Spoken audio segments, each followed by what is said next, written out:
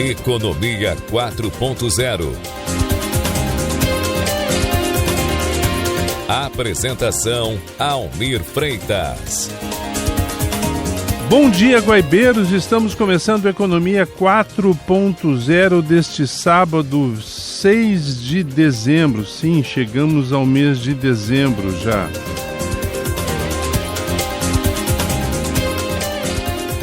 Na mesa de áudio, Jefferson Gomes. Na central técnica, Cleiton Lopes e Jorge Brum.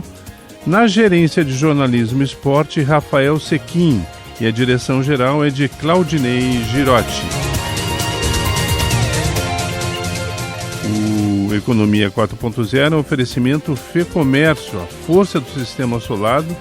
Crédito consignado CLT é no Banrisul e Sindaerg, Sindicato dos Administradores do Estado do Rio Grande do Sul, o parceiro do crescimento.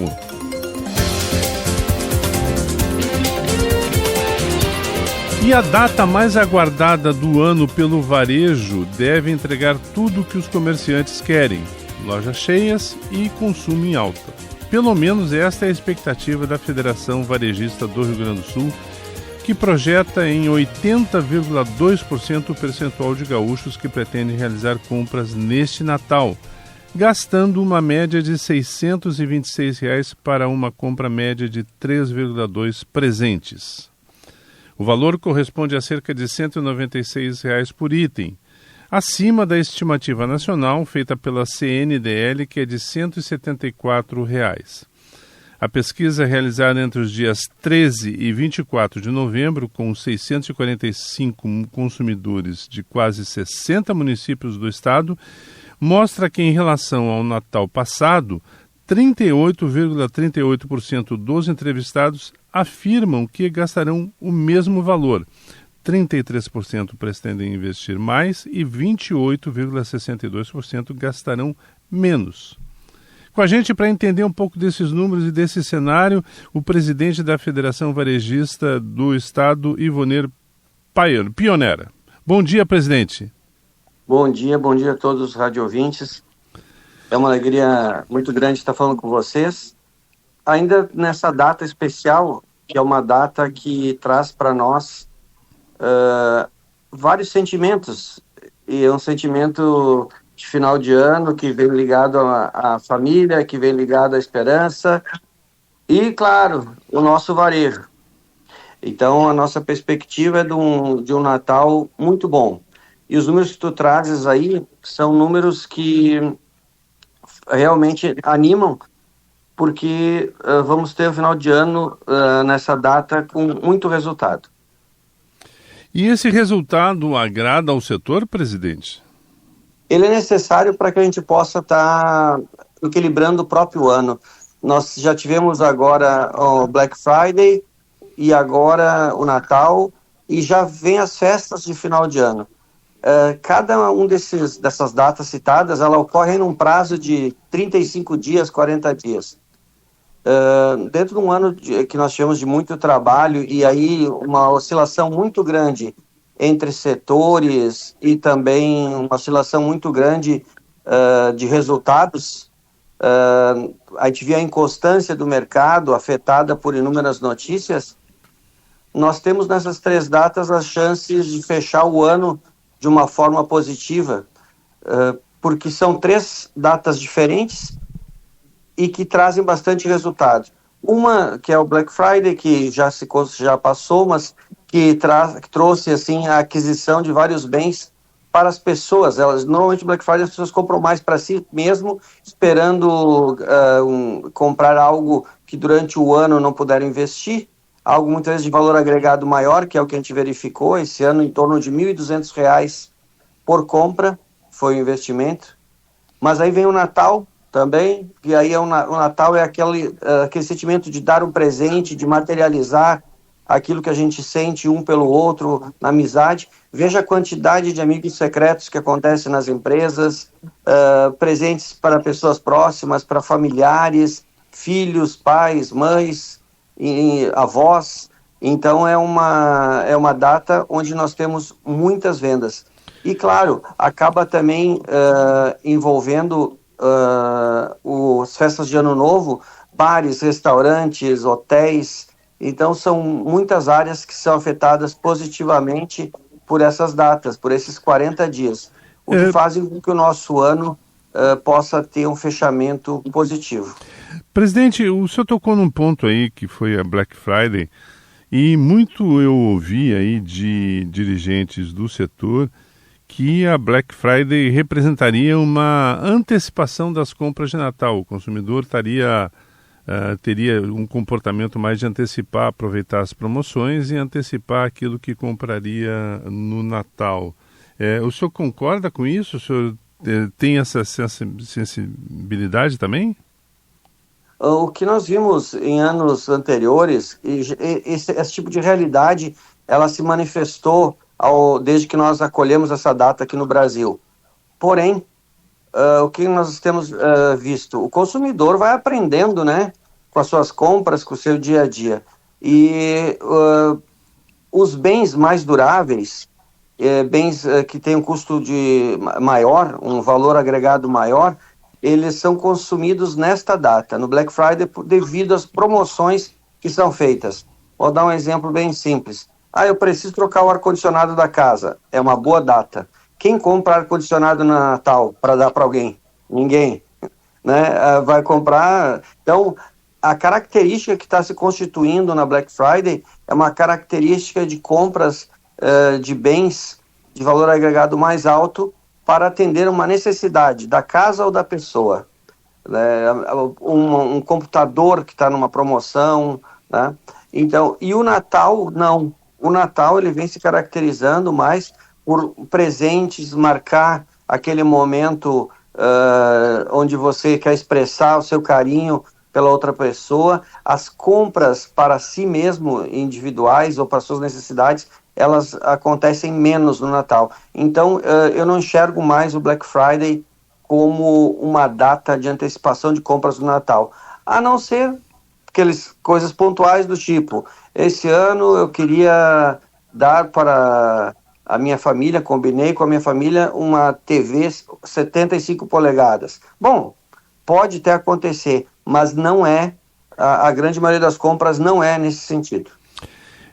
O senhor acha que, então, a Black Friday acabou se incorporando no calendário de datas comerciais do brasileiro, principalmente do varejo? O varejo já olha a data como um instrumento de crescimento de vendas.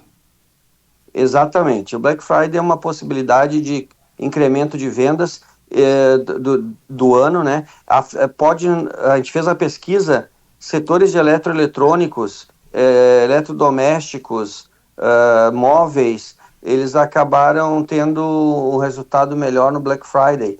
Então, fica claro a necessidade, a importância dessa data. Ela já está fazendo parte do calendário, né, do Brasil, e também a questão da promoção, né? É uma época onde o consumidor está muito atento. Quem faz reais promoções, se prepara, negocia preços especiais com o próprio fornecedor e entrega boas ofertas, ele é buscado pelo consumidor e faz bons negócios nessa data, principalmente com esses produtos de valor agregado. E o senhor acha que o varejo entendeu essa dinâmica hoje desse processo promocional de final de ano, e aí envolvendo não só a questão de preço, de desconto, mas a questão também de logística de venda pelo e-commerce, por exemplo?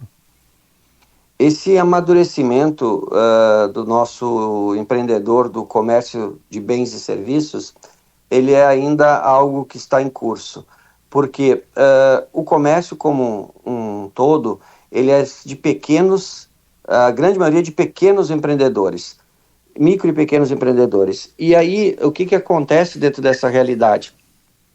A estrutura dessas empresas depende muito do proprietário. E isso daí, muitas vezes a gente não tem, elas não têm uma equipe que possa olhar com tanta atenção para tudo isso. A importância também aí das entidades como a nossa, da Federação Varejista, como é o caso, para ajudar a fazer um maior planejamento, dar algumas dicas para que as coisas possam acontecer. E aí tu cita bem, eu falo hoje em dia, e deixo isso há bom tempo, eu vi isso na NRF em Nova York, que há anos eu vou para me atualizar enquanto varejista, que quem hoje não tem uma abertura de empresa, de comércio de bens e serviços, onde tem um endereço físico e o endereço digital, verdadeiramente ainda não abriu uma loja. Porque 88% das pessoas decidem a sua compra no digital. 69% vão a lojas físicas fazer a compra. Então, esse entendimento de como constituir e de como posicionar a sua empresa e a sua marca ainda é um desafio que está sendo tateado pelos nossos empreendedores. E a outra realidade que está posta de gestão é esse costume de estar fazendo boas negociações e pontuais também com os fornecedores, porque os fornecedores têm a condição de se preparar também para uma data como essa. A economia é uma roda onde tem vários atores. O fornecedor do varejo, ele também vende mais se ele se preparar para fazer uma boa promoção com o seu parceiro, né, que é quem entrega lá na ponta, que é a empresa de comércio de bens e serviços.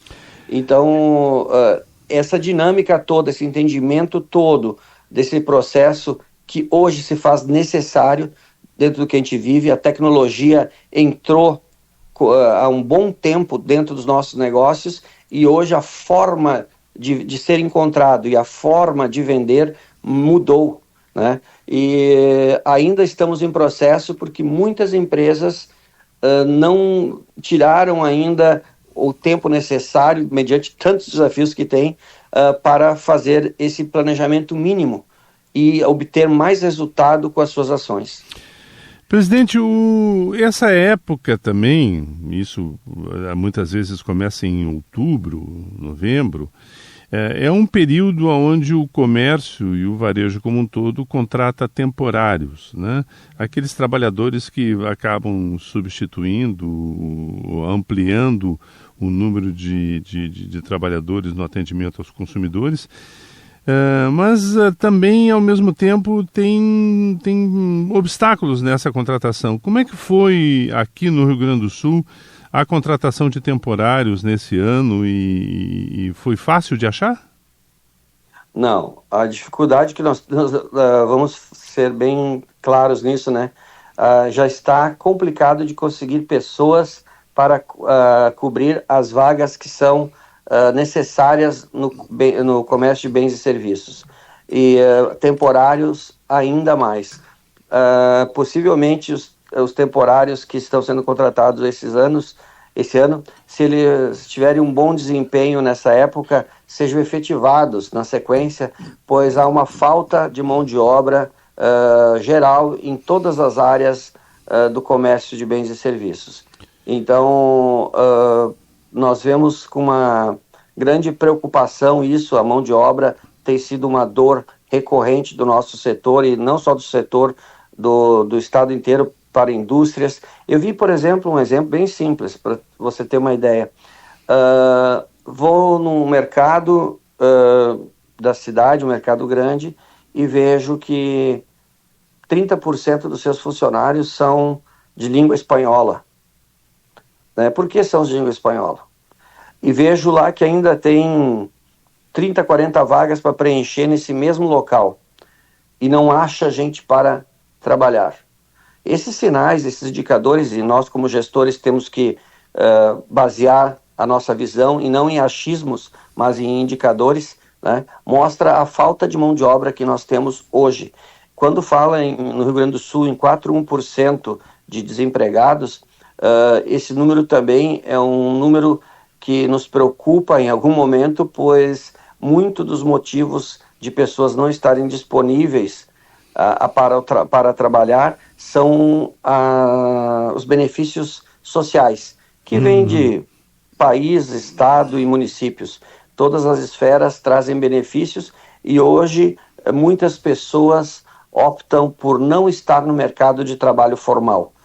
Além disso, nós temos ainda muitos que optam por trabalhar na informalidade, que é um dos maiores problemas, eu uso uma expressão forte, né, um câncer que nós temos dentro do próprio varejo. A informalidade, ela é praticada à luz do dia e muitas vezes não é combatida. Veja a realidade que está posta aí, com inúmeras pessoas vivendo e se sustentando nessa realidade. Então, esses fatos que eu estou citando, eles fazem com que a mão de obra seja restrita, existe uma escassez muito grande, e eu nem vou falar aqui em qualificação e preparação para o trabalho, porque se já não tem pessoas, imagina só a quantidade, o que tem de necessidade de nós termos que dar toda a formação para as pessoas que chegam, porque ainda não foram inseridas ou não estão preparadas minimamente para atuarem no mercado de trabalho. E tem outro obstáculo aí, certamente, que o senhor pode considerar, né, e que o setor considera, que é a crescente elevação da taxa de inadimplência entre os consumidores. A gente tem aí índices que se tornam alarmantes a cada mês. Como é que vocês estão lidando com isso? A inadimplência, ela é muito maior. Hoje a gente tem os números, até porque a federação é representante exclusiva da SPC Brasil para o Estado. Os nossos números de inadimplência são verdadeiramente alarmantes. Em 2025, eles simplesmente foram a patamares nunca vistos antes, né? Com crescimento, por exemplo, em outubro, em relação ao número de endividados de outubro do ano passado, de 10,7%. E outro número que chama bastante atenção é o número de endividados que já estavam com o nome, com o seu CPF ou CNPJ comprometido, que adquiriram mais dívidas que não conseguiram efetuar o pagamento. Esse número dessas pessoas que são recorrentes dentro do banco de crédito é de 19,73% de crescimento em relação ao mesmo mês do ano passado. O que esses números dizem? Por que esses números? O Rio Grande do Sul, inclusive, está num ritmo muito maior que o Brasil a nível de endividamento. Então, tem um fator que é o seguinte: nós tivemos várias secas, 3, 4, 5 secas, né, nos últimos anos. Isso aí vai pegando todo um setor de agro que tem muito varejo de comércio, de comércio de bens e serviços envolvidos, né, para a compra de agrotóxicos e outras coisas tantas, né, fragilizou esse setor. Mas também aí nós tivemos a enchente. E aí a enchente, ela fez com que nós tivéssemos números bons, por exemplo, ano passado, no setor de material de construção, eletroeletrônico. Sim, para ajudar a construção, da reconstrução do Rio Grande do Sul, né? Exatamente, por causa da reconstrução, né? Porém, o que acontece? As pessoas foram fragilizadas, secas, e principalmente a questão da enchente. E as coisas foram se rolando para frente, o crédito está caríssimo, então o pequeno não tem acesso a crédito. O dinheiro está caro, né? Exatamente, com a Selic nessa altura, o valor fica absurdamente alto para qualquer busca de crédito. E aí nós temos um outro sinal que determina tudo isso. O maior número de endividados tem seus registros feitos por instituições bancárias. Ou seja, foram buscar crédito, tomaram crédito e não conseguiram efetuar o pagamento por falta de condição financeira. Então, o que acontece? Nós vimos sendo fragilizados por algumas ações que acontecem no Rio Grande do Sul, especificamente a questão da enchente, e agora começa a refletir nos endividamentos das pessoas que passam a ter seus nomes registrados. E tem mais outras duas coisas que são silenciosas, que também vão fatiando a renda familiar e deixando a renda familiar e os núcleos familiares mais fragilizados, que é a questão das bets e dos consignados. Você recebe lá 2.000, mas deixa no consignado 300, deixa nas bets mais 200, já é 1.500, né? Então, são esses 5 fatores que eu levantei, eles têm direta influência sobre a quantidade e o número de endividados do Rio Grande do Sul nos dias de hoje, e a realidade está se vendo de inadimplência alta. E fora tudo isso, uma coisa que é macro, nós estamos há muitos anos num modelo de governo nacional de concessão de crédito, sem que minimamente o povo brasileiro tenha, até mesmo nas escolas, eu vejo projetos que ainda não foram aprovados para esse nível, um aprendizado para que as pessoas possam administrar melhor a sua realidade financeira. O Brasil tem um modelo de concessão de crédito, mas não prepara o seu povo para fazer um consumo consciente desse crédito. Então, a gente não tem uma educação financeira adequada. Então, isso aí é estrutural. E aí as pessoas acabam por tropeçar nas próprias pernas. Não é que são pessoas ruins, mas muitas vezes não foram preparadas para administrar crédito e acabam caindo nessas armadilhas, tantas que existem, né? Sejam elas legais ou até mesmo as fraudes, né? Que acabam gerando essa realidade que nós vivemos em números, endividamento em níveis históricos. Presidente, para a gente encerrar o nosso bate-papo aqui no Economia 4.0, como é que o setor chega ao final do ano, batendo o martelo olhando que bom, foi um ano bom ou não vai deixar saudades? Como é que avalia o ano de 2025? Uma coisa que aprendemos também, cada área e cada região, porque o Rio Grande do Sul é um país a nível de tamanho, né, tem uma realidade específica. E a gente vai ter áreas, por exemplo, que vão ter um crescimento bom, e aí vão enxergar o ano com o copo que a gente diz meio cheio. Tem outras áreas que vão ter um decréscimo, e aí a gente enxerga o copo meio vazio. Mas, de uma forma geral, né, no ano, a média, a gente teve um crescimento, né, chegou aí em 7,5% mais ou menos, de uma forma geral, no varejo, do comércio de varejo, e no varejo ampliado vai chegar em 5,4% mais ou menos. Ou seja, nós vamos fechar um ano razoável, mas o que salvou muito o ano foi o primeiro trimestre, que ainda vínhamos embalados por 24.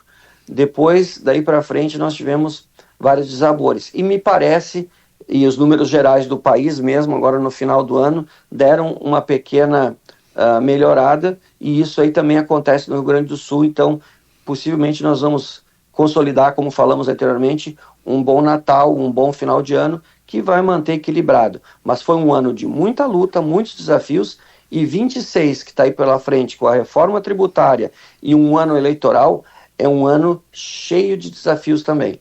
Então, vamos celebrar todo o nosso trabalho, nossa geração de riqueza para o país, através do nosso serviço e da nossa coragem de empreender.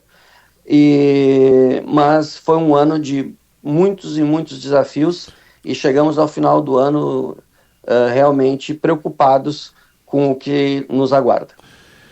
Guaibeiros, a gente está encaminhando o encerramento do Economia 4.0. Com a gente hoje o presidente da Federação Varejista do Rio Grande do Sul, Ivonei Pioner. Presidente, eu queria agradecer muito esse nosso bate-papo, e é um retrato aí do varejo do estado do Rio Grande do Sul. Muito obrigado, hein? Eu que agradeço a você e a todos os rádio-ouvintes, e contem sempre com a Federação Varejista, que é a alma do varejo, e quem empreende nunca está sozinho. Pode contar conosco. Lembrando, Guaibeiros, que o programa é um oferecimento da FEComércio, a força do sistema solar, do crédito consignado CLT no Banrisul, e Sindaerg, Sindicato dos Administradores do Estado do Rio Grande do Sul, o parceiro do crescimento. Eu queria desejar a todos um fim de semana alegre, festivo, para todos, em família, uma semana cheia de inovação e tecnologia, e nos encontramos no próximo sábado, se Deus quiser. Um grande abraço a todos. Você ouviu Economia 4.0.